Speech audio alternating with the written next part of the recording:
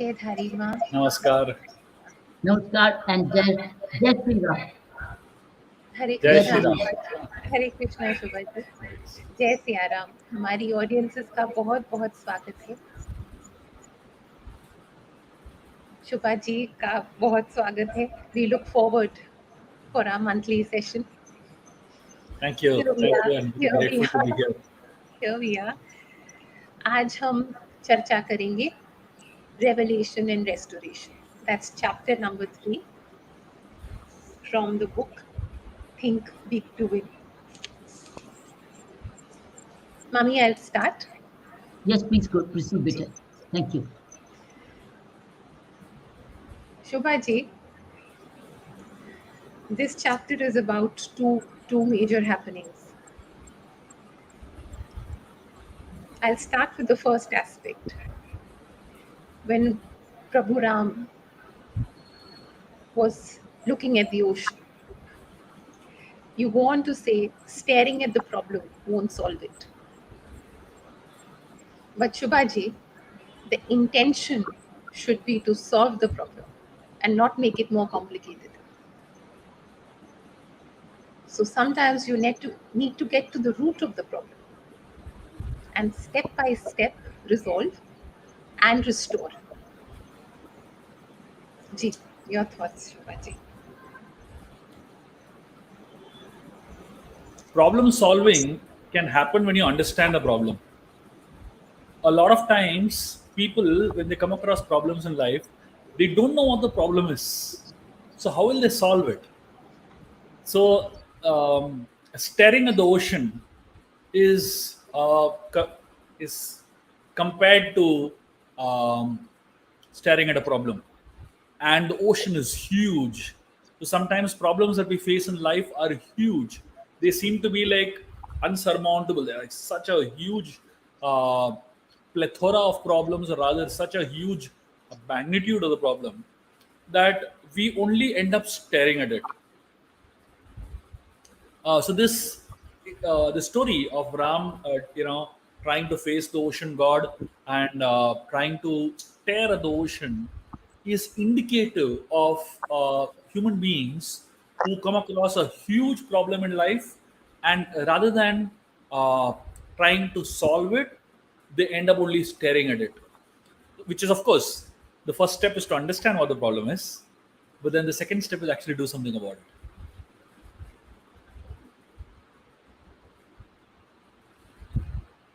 Some people, may I ask? Some people, thank God they even stare at it, because others would probably turn their back towards it. Yes, there are typically three responses when we come across problems in life. One is flight, run away from the problem. The second is fright. That means really get scared of the problem. Scared of facing it, turn pale. And third is fight, which means that we internally are not able to accept the problem, rather deal with the problem. We have so much of uh, internal turmoil going on. We can call it an internal fight going on, that we're not able to deal with the problem well. And the fourth way is to actually deal with it respectfully and deal with it diligently, basically. So most people end up running away, as you're saying, or getting scared of the problem, or fighting too much on an internal level. They're not able to actually logically face it, but a very few people have the ability to face problems with grace, problems with dignity, and solve them eventually. Yes. Shubhaji, please guide us and share us about doubt and faith here, because they can't face each other. How important is faith when you go on to solve your problem?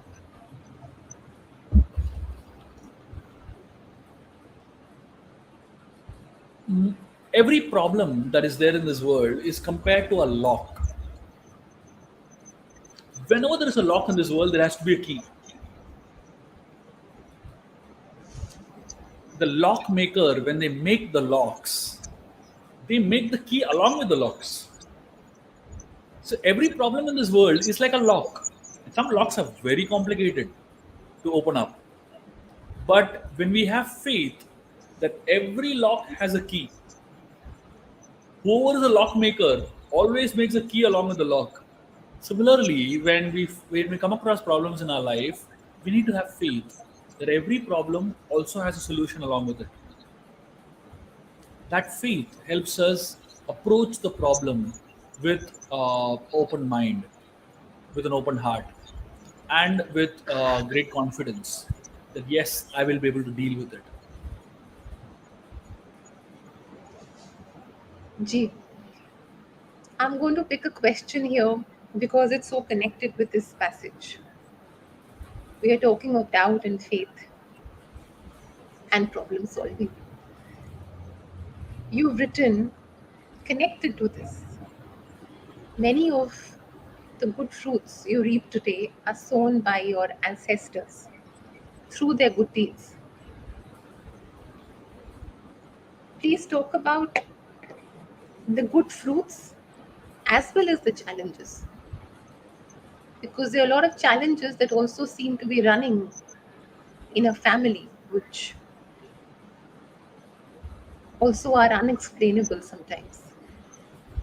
So, the role of the ancestors and the fact that we are forgetting as a society the role of our ancestors, praying to them, seeking their forgiveness, but also the role they play in the good deeds as well as the challenges that we are facing.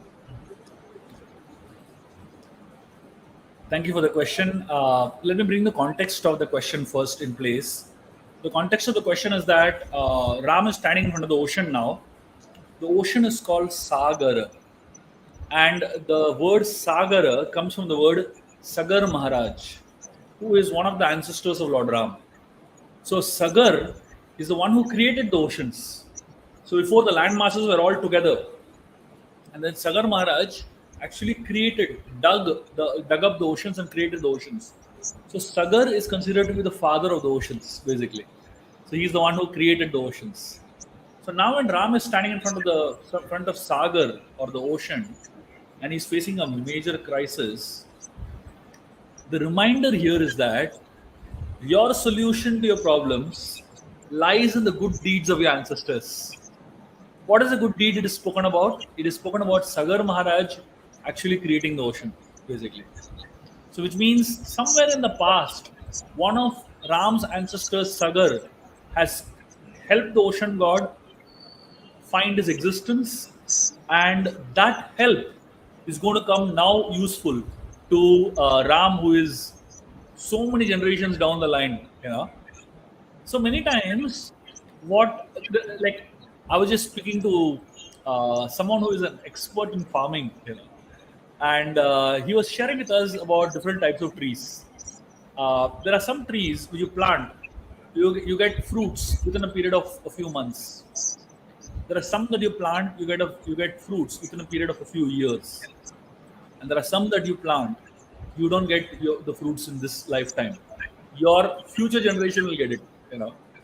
And in fact, it is explained that among mango trees, when you plant mango trees, there are two types of mango trees that you can plant. One is mango trees that grow very quickly and give fruits also very quickly. But those mango trees that grow very quickly and give fruits very quickly, they last only for 15 years, 10, 15 years. They only last that much. So in your lifetime, you will get all the fruits that you want, but beyond your lifetime, they won't last also. But the mango trees that are the best quality ones take at least 15, 20 years to start giving fruits. 10 years, 10 to 15 years to start giving fruits. They are the ones who last for many generations together. So that's exactly what it is. So here, something that our ancestors have done will help us today. And interestingly, in a world which is filled with instant gratification, fast food, fast results, we are not thinking about what investment we should do today so that 20 years, 30 years, 50 years down the line, our future generations will get the benefit. And therefore, this particular story is a great reminder for us to not only focus on things that will benefit us and our generation, but leave a legacy behind that will be known much beyond you. You may not get any fruits out of it today, but leave a legacy that will last for many generations to come and impact many generations to come. शुभा जी, वो तो तब होगा when for everybody family unit is a priority. The immediate family and the generations to come. वो तो तब होगा. Please talk a little more about, share your thoughts more about the generational blessings and the generational curses. You need somebody in the family to enhance the generational blessings and somebody to fight the generational curses also. There is a phenomenal concept known as family constellations. I don't know if you have heard of this. It's a When I came across this concept, I was fascinated. This is exactly what this family constellation talks about. It talks about how energy gets stuck in the family. Each member in a family are carriers of energy, and between two people, between all the family members, energy is flowing basically. So when the relationship is smooth, when the relationship is beautiful, energy flows unhindered, not just horizontally but even vertically. In the family tree, when energy flows unhindered, the family progresses, the family prospers, the family experiences happiness and joy, and great stability. But when energy is stuck in the family, and a lot of times energy does get stuck, when energy is stuck and people do not do anything to unstuck that energy and to let that energy flow, it leads to a lot of problems down the line. uh, I often talk about this place in Kashi known as Kashi Lava Mukti Bhavan. It's a guest house in Kashi where Kashi is a place where people go to die. In India, there's a lot of planning that happens, right? We plan investments nicely, we plan finances nicely, we plan our health nicely, we plan everything nicely. We also plan our death nicely. So there's a place in Kashi where people go to die. It is explained if anybody dies in Kashi, Lord Shiva personally whispers Ram Nam in their ears. So people plan their death in Kashi. And there is a guest house in Kashi which allows people to check in for 14 days. And within 14 days, you have to die.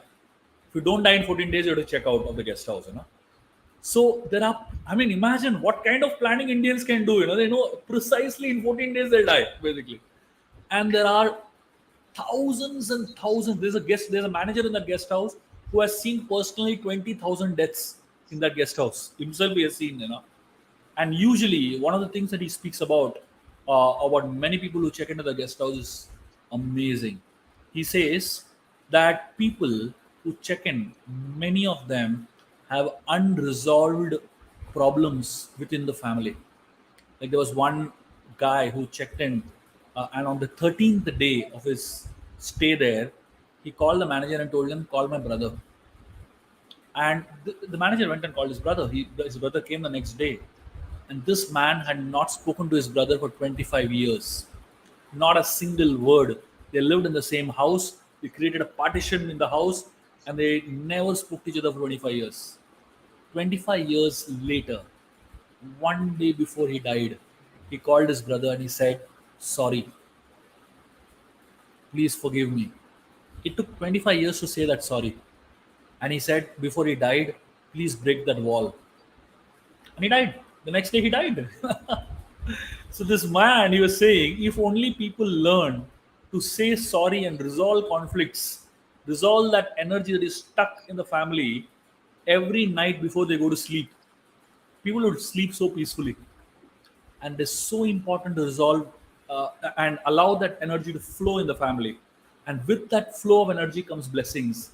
With that flow of energy comes prosperity. And with that flow of energy comes great unity in the family that lasts for generations. Shubhaji, family is the foundation of our society. The family setup is the foundation of our society. You spoke about unresolved issues. The more I'm reading your book and the Shastras, the family blessings and also the space which does not have the blessings. How can one person take a resolve to say, I will enhance the family blessings as well as the generational curses stop at me? They will not get passed down. What can be done? Because it needs grace, it needs kripa, and a lot of righteousness. And sometimes it needs massive stillness. You have to just be, do your part, play your part, and keep moving forward, holding the family together, even if it means in your heart. But a resolve that the generational curses stop at me, and I, in my own humble way, will carry the generational blessings also forward. Ji Shubhaji. The answer to your question is given by Lord Narsingdev in the Srimad Bhagavatam. When Prahlad prays to Lord Narsingdev and Narsingdev appears to kill Hiranyakashipu and protect Prahlad, at that point, Narsingdev himself tells Prahlad that 21 generations, because you have taken up the path of spirituality, Krishna consciousness so seriously, Narsingdev tells him 21 generations above and below you are liberated, are freed from all curses and receive all kind of blessings. It just takes one person in the family tree to take up a path of spirituality, a path of Krishna consciousness so intensely and so deeply. And that one person taking it up seriously liberates so many generations of family members. Imagine Nursing Dev is telling Prahlad 21 generations above and below. Anyone connected to you will perfect their lives.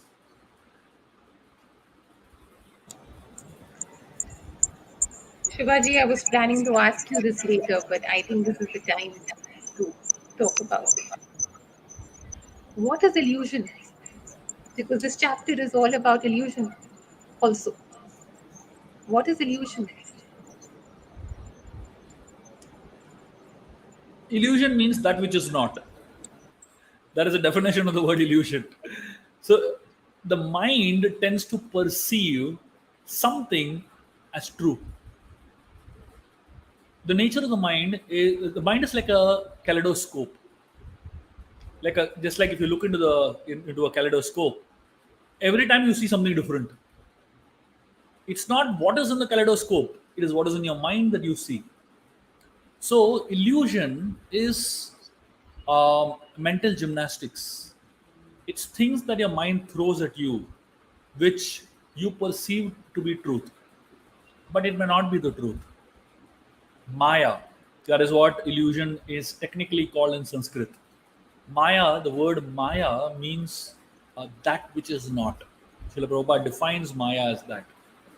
So all around us, we live in a world of illusion to a great extent. and we start thinking that this is the reality. Just to give you an example, one day a man had a dream, and in his dream he was walking in a mall, and as he was walking into a mall, he was walking into so many shops and, you know, trying to purchase things. He went into a shop and saw the price of a tie, and he saw that the tie was costing 20,000 rupees. He was shocked. He went and saw a pair of socks costing 50,000 rupees. And then he was shocked to look at the prices of the different various things. And then he saw someone selling a Rolex watch. He went there and he asked for the price of the Rolex watch, and he was shocked to see it costed 125 rupees. So he was saying, how can a Rolex watch cost 125 rupees and a tie cost 20,000 rupees? And he went around seeing the whole shop, and everything was so messed up in terms of prices. And then someone told him that somebody came in the night and interchanged all the tags, all the price tags. So the price of something that is very, very costly, supposed to be, is valued so small, and something that is so cheap is valued so high. And then finally this man got up. All of us are exactly like this in the dream world. And in our dream world, we give more value to something that has no value, and we give no value to something that has so much value. Things like family, things like love, things like friendship, things like satisfaction, things like contentment, things like happiness today has no value. We take it very cheap. But things like, iPhone, things like, BMWs, things like duplex bungalows, things like that, we give them so much value, right? So this is what illusion is. Illusion means that which is valuable, we think it is useless, and that which is useless, we think it is very valuable. This is what Maya is. This is what illusion is. And spirituality is about seeing things for what they are, seeing things and understanding what is truly valuable and focusing on that. That's what spirituality brings us towards. It opens our eyes, and it's like waking up from a dream and seeing the prizes for what they are. And once you wake up, you can't go back to sleep. Once you truly, Ideally, yes. once you truly wake up to reality and all that's real, then you can't go back to sleep. Once you reach Provided, there, provided you stay on course. yeah. Once you Yes. reach, once you truly reach there, Yeah. then you can't go back. No, but you With don't. Do you reach or do you keep arriving? Yeah. You keep. Do you Um, keep? Spirituality is a journey. Interestingly, in the journey, there is a component of the destination. yes, And That's in the right. destination, there is a component of the journey. yes, That's right. yes, Correct. That's right. yes. They Journey both, goes on.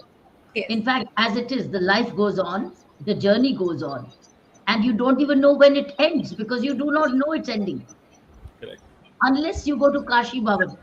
Are you unless you go to Kashi Bhavan and hopefully say my journey is ending 14th day, hopefully, and then say yes, it's the end. I think it's very rare where a highly realized person can only say now this is the end and I'm shutting my eyes. Some monks have done this, hasn't it? Some monks have said it. I'm Yeah. going. Some monks have done it.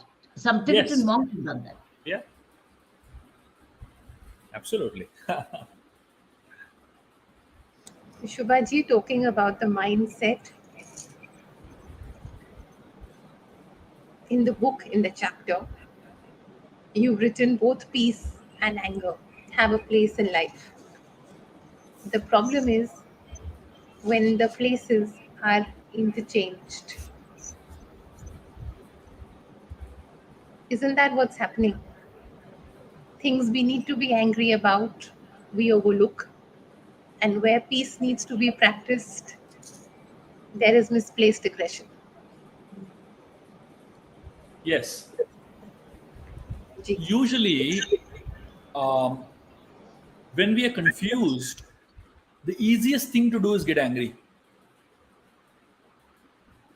So I've seen that many people, when they get very confused about what they should do, they take up the path of anger. Because when somebody gets angry, then the other person doesn't know how to react, and they kind of back off, So that is used by many people as a tactic to deal with the immediate cases, the immediate crisis that they face. When we look at a problem very peacefully and very objectively, the problem can be dealt uh, in a much better way, in a much more calmer and a much more stabler way, and from the point of view of a long-term solution. But when we look at it with anger, we look for immediate solutions, and we look for a patchwork solution rather than a long-term solution, basically. And usually, anger, it blurs our vision, it blurs our understanding, and it blurs our perceptions of realities. And in anger, we end up doing things that we really don't want to do. When Lord Ram was facing the ocean god, um, interestingly, the ocean god stayed unaffected. Without Lord Ram spent 3 days there, trying to pray and wait for the ocean god to come out.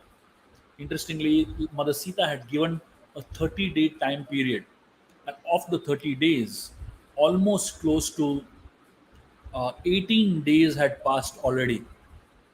And at that point, Ram spent so many days.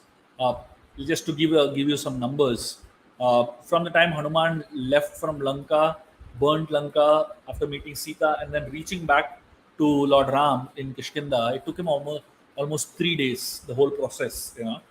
And after they reached Kishkinda, Ram and the whole army moved southwards, and they reached the shore of the ocean. It took them 12 days. So 15 days were over. And then Ram spent 3 days praying to the ocean god. So that means 18 days were over. So now, out of the 30 days of the period that Sita gave as a deadline for Ram to reach and save her, 18 days are already over. And after 18 days, spending 3 valuable days there, the ocean god is not responding. So Ram, at that point of time, he gets angry. And interestingly, Ram's anger is so much. If we think we get angry, you look at God's anger. The anger of Ram is so intense that the entire ocean starts boiling over.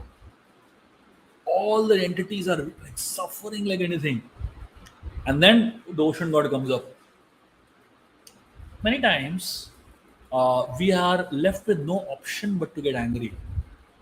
But remember, the question to be asked is, am I using anger, or is anger using me? If I'm using anger, it is good. But if anger is using me, it is bad. What is the difference between being used by anger and using anger? Very simple. A mother uses anger to discipline a child, but a child does not use anger when he or she doesn't get what she wants. She is used by anger. So there's a very different way of a mother looking at anger and a child looking at anger. So a lot of times we get used by anger, and when we get used by anger, we blur, our vision blurs up, and we can't see the realities. We can't understand what we're doing.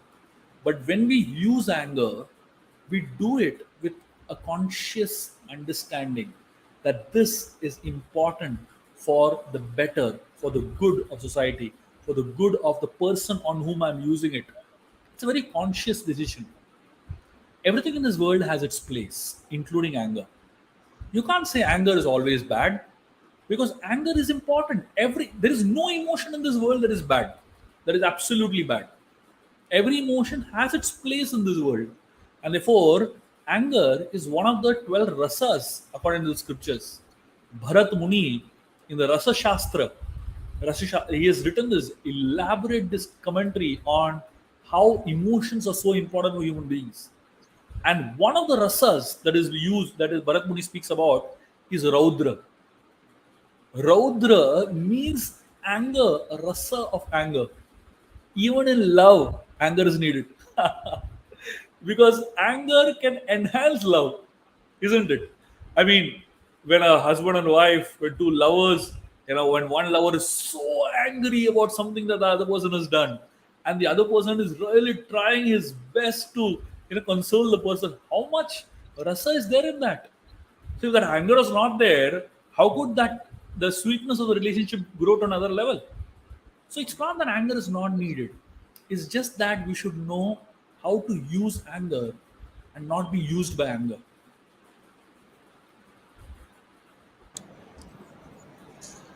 It's about making emotions your strength. Okay. Absolutely. Shubhaji, talking about emotions, please talk about practicing patience and understanding there's a time for everything and divine timing. There is a very beautiful statement by Rupa Goswami. Rupa Goswami is one of the most powerful medieval age saints 500 years before he lived in the land of Vrindavan. And he was, one of the most amazing contributors to the Bhakti Shastras. And one thing he speaks about is he speaks about the qualities that are needed for one to advance in one's spiritual journey.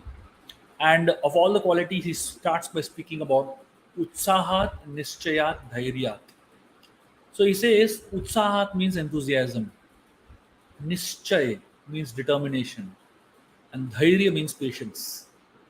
So interestingly, those who are very enthusiastic, they don't have patience. And those who have lot of patience, they don't have enthusiasm. They're like very laid back and relaxed. But Rupa Goswami talks about both. Utsahat and Dhairyat, in the same statement he speaks about. That means, what is enthusiasm?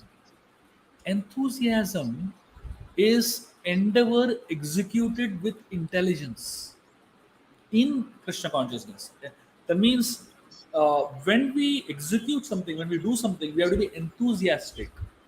But along with being enthusiastic, we also have to be intelligent how to do it, basically.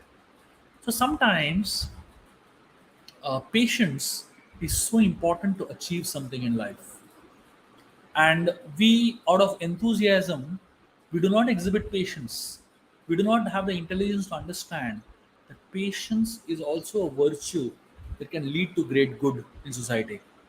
And when we don't understand the importance of patience and we overestimate the importance of enthusiasm, we give great importance to enthusiasm and we do not care for patience, it leads to chaos.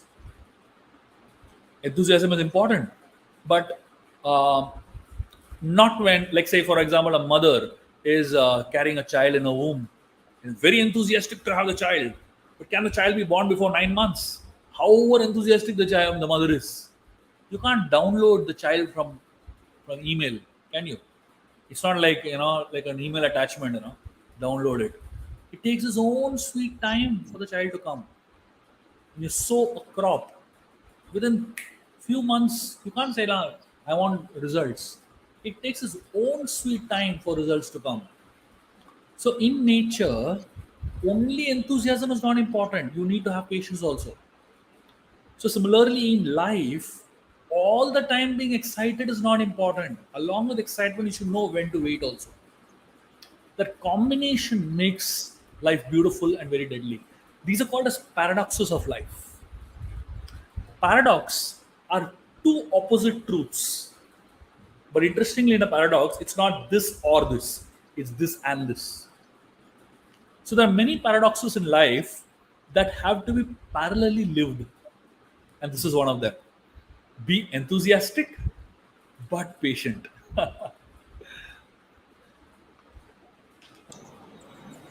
There's a time to reap, there's a time to sow, there's a time to sow, there's a time to reap. There's a time to nurture. Be patiently impatient. Yeah, Ram was patient for 3 days when he was waiting for the ocean god to come, and then after being patient for 3 days, then he became enthusiastic to deal with the problem. So he exhibited both. So he was patiently impatient. Patiently impatient. Perfect. Shubhaji, when Prabhu Ram was praying, the word you used was, and I stopped there for a while, was in intensity of his prayers. Intense prayers. How important is this word intensity? Intense. Without intensity, do you get the real glow?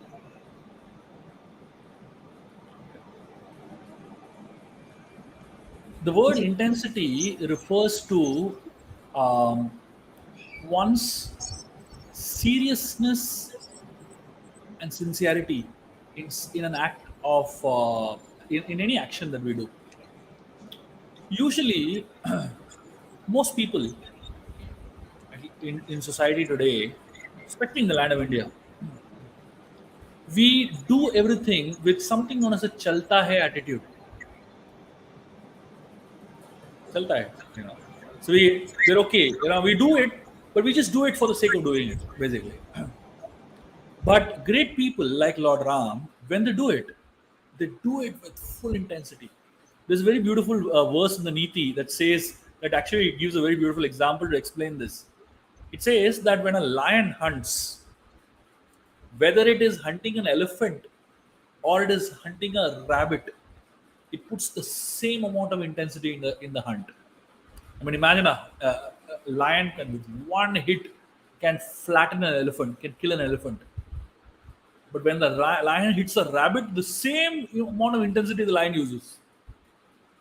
So actually, if you start using intensity for doing anything in life, it becomes a habit. If you start doing anything with procrastination and with casual approach, it becomes a habit. Whatever you do, it becomes a habit. So therefore, what is suggested by great people is when you approach any situation in your life, approach it with great intensity, because in that great intensity lies your full presence. Inattention has no space when the intensity is very high. But when you are not fully present there, you are you're all over the place, except in that particular situation. And that's why that word that I used to describe Ram's complete absorption in dealing with that problem is very apt, intensely present there.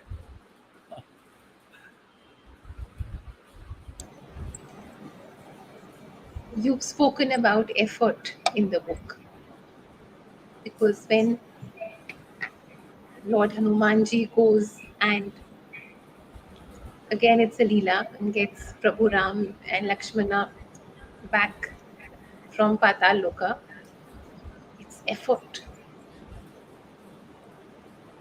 So, how important is this small word effort?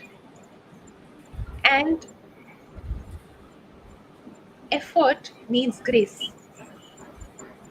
Does real effort happen without grace? The real effort. The difference between Kriya and Karma. Does the real effort happen without grace? I'm going to explain this concept with a very beautiful example and an analogy that will really help you understand this very graphically. There are two ways of looking at life. One is known as karmavad, and one is known as daivavad. Karmavad means effort is everything, and daivavad means grace is everything. Karmavad means I am the maker of my own destiny.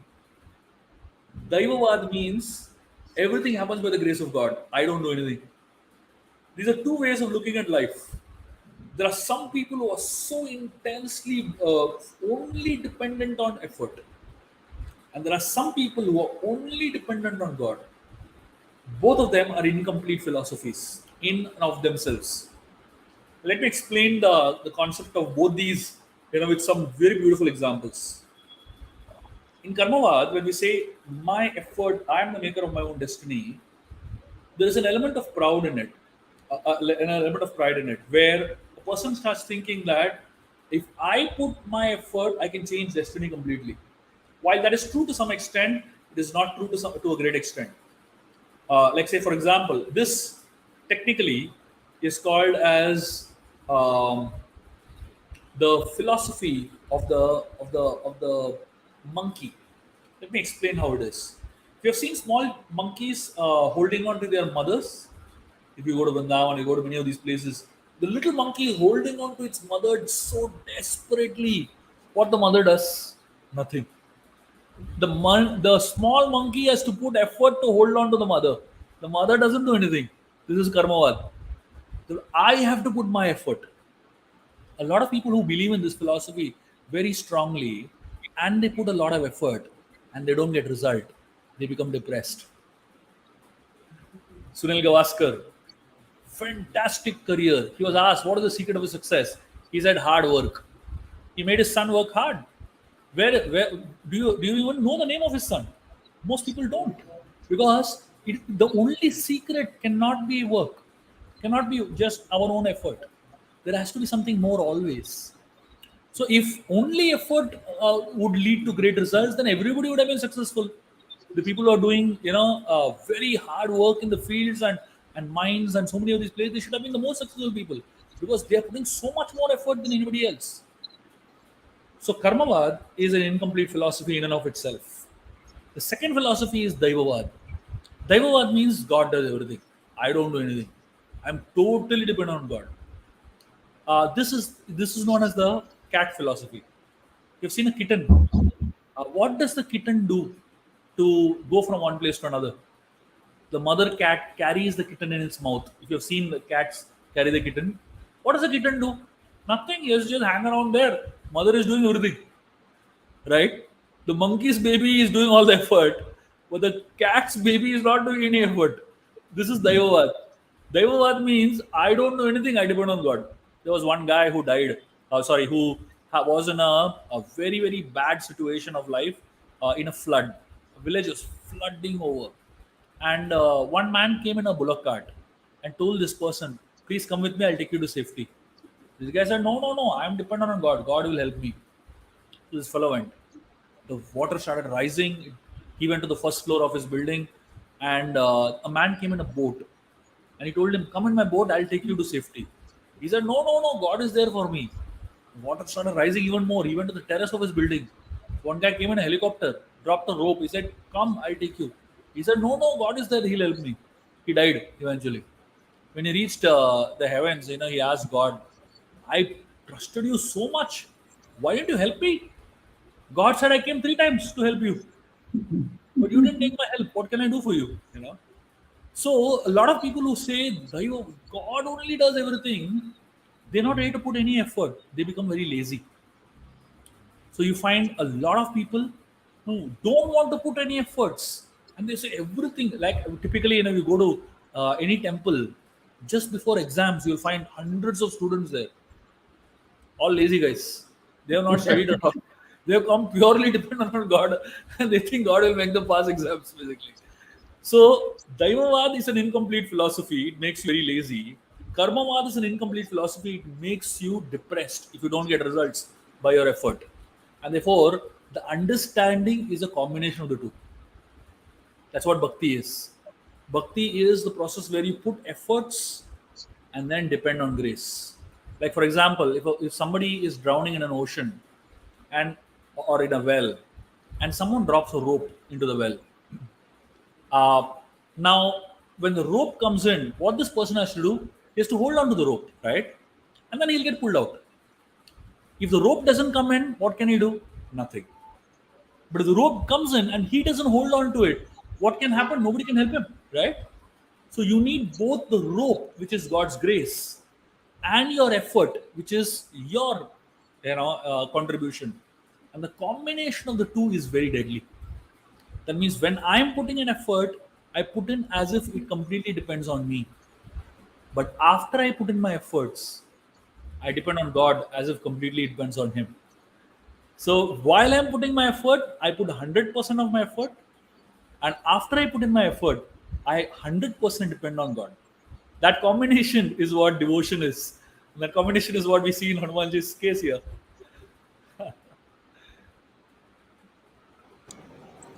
True effort comes with grace. Yeah, it's like a bank locker. If you see a bank locker, the bank locker always two keys, right? One is your effort. You put your key in. But if only your key is there and the bank manager doesn't put his key, it won't open. But if the bank manager puts his key and you don't put your key, it still won't open. Both the keys put together, then it opens. That's Kripa.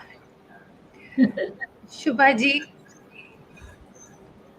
please talk about it because it's so divine. Please talk about the Leela of Lord Hanuman and the Panchmukhi avatar.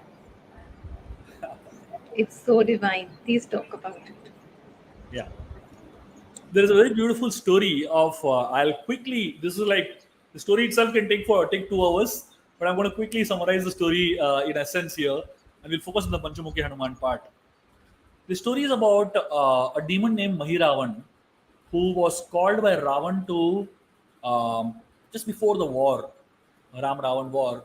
Ravan assigned Mahiravan to kidnap Ram and Lakshman. And Mahiravan, he was a trickster, he was an expert in illusions. And Vibhishan, he came to know about Mahiravan's presence, and he knew that Ram and Lakshman's lives are in danger. So he told Hanumanji that we need to do something to protect Ram and Lakshman. So they created a wall of all the Vanaras, and they kept Ram and Lakshman right in the middle of that wall.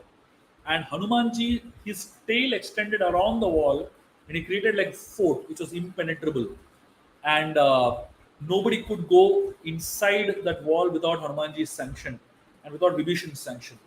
Ram and Lakshman were right in the center of that wall, and there was a lot of safety. So Mahiravan kept coming and tricking them using different guises. He would come as Dasharath Maharaj sometimes saying, I want to meet my son. And Hanumanji never let him go because he saw through all his tricks. But finally, Mahiravan came in the form of Vibhishan only. And Hanumanji felt that Vibhishan should go in. And Mahiravan went and kidnapped Ram Lakshman to Patal Loka. So when Ram Lakshmana kidnapped Patal Loka, Hanumanji chased behind Mahiravan, reached Patal Loka, and after a lot of endeavors, Hanumanji came to know that Mahiravan is going to sacrifice Ram and Lakshman in a altar of goddess Kali. And Lord Hanumanji, he then finds out slowly through the sister of Mahiravan, he comes to know about the trick of how Mahiravan can be killed. Everyone, their life lies somewhere. Most of us, our lives lies within our own body. So the demons have a capacity to transfer the life somewhere else. Like even today, we find many times when a wife dies, within a month or two, the husband also dies. Why? Because his life is lying there. His life is not inside his heart. His life is with his wife, literally. So here, Mahiravan, he put his life in three places. One was in his own body, there was a part of his life. The second was in a diamond, there was a part of his life. And third was in a cave, there was a part of his life. So the idea was that all the three places simultaneously, there has to be action taken, only then Mahiravan can die. So he practically found a way to be immortal. So, but Hanumanji found out this through Mahiravan's sister, and he informed Ram and Lakshman. So, Hanumanji took the form of a small bee, and he roamed around and he found everything. And after he informed Ram and Lakshman, they decided to act together. So, Ram and Lakshman were brought for the sacrifice in front of goddess Kali. So, Mahiravan asked Ram, "Bend down, put your head over there. I want to cut your head." Ram acted very innocent. He said, "I don't know how to bend. I've never bent in front of anybody." So Mahiravan was very upset with Ram. And Ram told him, "You show me how to bend, and then I'll do what you do." So Mayuran actually, bent down and put his head over there, to demonstrate to Ram how to bend and put the head. And that very moment, Ram jumped, he took a sword and chopped off the head of Mahiravan. And exactly at the same time, Lakshman jumped from there to the place where the diamond was kept and smashed the diamond.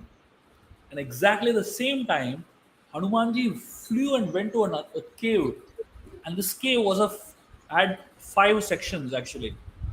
And all the 5 sections were one lamp kept lighted. The idea was Hanuman had to put all 5 lamps off. So Hanuman tried putting off one by one, but the lamps were turning on again on its own.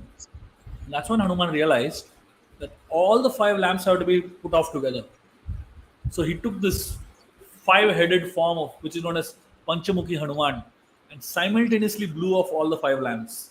And exactly at the same time, Lakshman broke that diamond, and exactly at the same time, Ram cut off the head of Mahiravan, and that's how Mahiravan died. So that's how this beautiful, amazing form of Panchamukhi Hanuman comes into existence. Wow. Wow. One thing led to the another. One thing led to another. It's all there, Leela. Yeah. Before we request Mummy to sum up, there are 2 questions in my mind. We'll take one and then we go with the flow of the time. You speak a lot about energy, negative energy, and negative actions. We can cover up negative actions, but we can't cover up negative energy. How can you cover up negative vibes emitting from the body or from the being? Ji Shubha ji, negative energy, negative action. Energy is in the form of waves.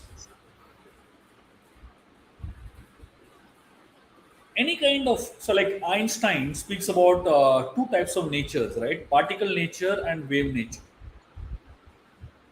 Modern medicine is a lot connected with particle nature. Particle nature essentially means that you give a particular tablet or a tonic, which is tangible stuff.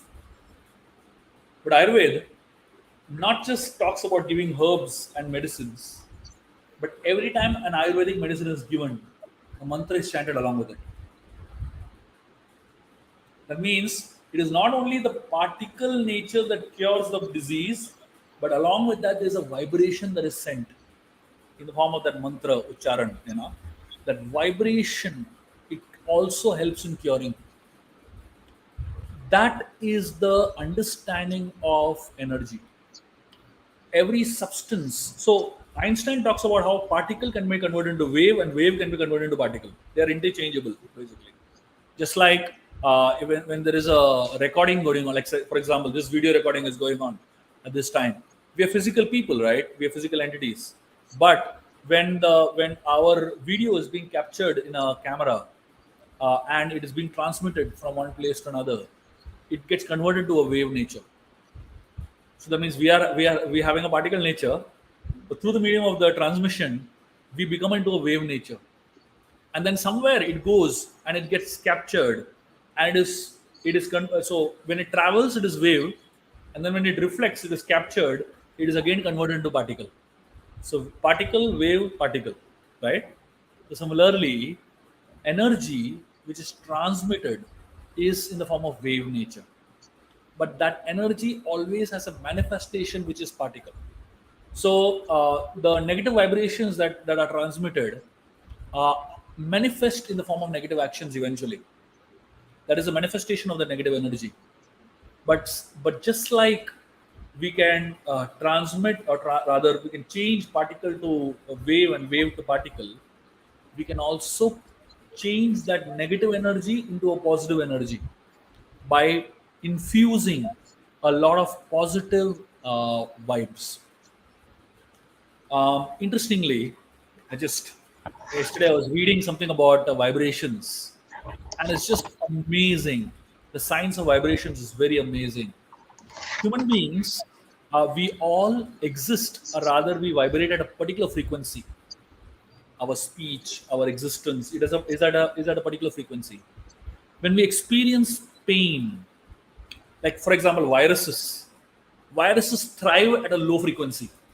5 hertz is the frequency typically at which viruses thrive. And as the frequency rises, the viruses die. And as the frequency goes lower and lower, the viruses get an environment to thrive. Certain emotions in our life, like for example, pain, the vibrations of pain is zero point 0.5 hertz. The vibrations of something like sadness, loneliness, um, anger, many of these lower vibrations are very low frequencies. And vibrations like happiness, joy, prosperity, uh, charity, certain things when we do, it increases vibrations like anything. I know what the vibration of prayer is. The vibrations of prayer is 300 hertz minimum. So simply by involving mantras and prayers into our life, we are vibrating at a high frequency where these negative energies can't affect us at all, where these viruses can't affect us at all. So therefore, the secret is vibrate higher, vibrate at a higher frequency, and as you vibrate at a higher frequency, these lower energies and lower frequencies can't harm you, can't disturb you. So that's the real shield around us. Absolutely. That's our armor. Absolutely. That's In our fact, in the Ramayan, we speak about we find a section where Vishwamitra was performing his yajna, and as Vishwamitra was performing his yajna, there were demons who were coming and throwing all kinds of dirty things into the yajna, and they were cursing, hurling bad words. And as they were hurling bad words, um, they were not able to come to the ground level because the sages were chanting mantras. The chanting of mantras was so powerful for the sages that these guys are not able to come to the ground level. They were trying to counter those mantras by shouting bad words, but they were not able to do it. And that shows the power of mantras, and that shows the power of positive vibrations much, much higher than the power of negative vibrations. It's also the power of truth and purity, Shubhaji. The power Absolutely. of truth and purity, yes. Mami, we request you to share your thoughts with us. I think it's been one of the finest satsang. Very, very knowledgeable satsang. Thank you, Shobhaji. Thank you. I'm so grateful that Saina's preparation, whatever reading she did out of your book, she's been able to get the maximum out of you. She's got the brought out the maximum out of you. I hope the team can make a nice YouTube of this completely. I think it's going live, but others could hear those who missed this. For me, it's like a monthly Gyan of Ramayan, but the larger interpretation of Ramayan. The summing up, I would think, is as follows. You said the following, that problem solving can happen only when you understand the problem. You said go beyond staring the ocean. So rather than a fright, face it, which is the problems. So fight vis-a-vis a problem. Deal with it with grace. You said, wherein there is a lock, there is a key. Keep your faith. We are not thinking that what we are doing is a legacy. We're not thinking, you said, that whatever we do, we may be leaving a legacy for our generations beyond. That means you're making us very conscious of the karma we do, because it might get transferred over the generations. God knows which generation would get benefited as well as affected. You also talked about the concept of family consolation. When energy flows unhindered in the family, it prospers. That's what you said. You also said that we can resolve the energy which is stuck in the family by bhakti, maybe. Takes you, but you also said takes one person in the family the task by devotion to liberate the family. You also said we are in a dream world where we give high value to illusions. Spirituality, you said, is seeing things as they are. You also said when we are confused, we tend to get angry and we're looking for patchwork solutions. Instead, we could look at it peacefully. Question to be asked is, am I using anger or is the anger using me? That's what you said. Enthusiasm, you said, is expressed with when expressed with intelligence and patience, reaps rewards. In life, excitement is important, but we need to know when to express it. When Saina asked you about intensity, you said intensity too can be a habit because it is total full presence. I love that. Intensity is full presence. And you very well said the Karmvad and the Devavad. There has to be a combination of the two. It is then when it becomes bhakti, which becomes effort with grace. These are your words.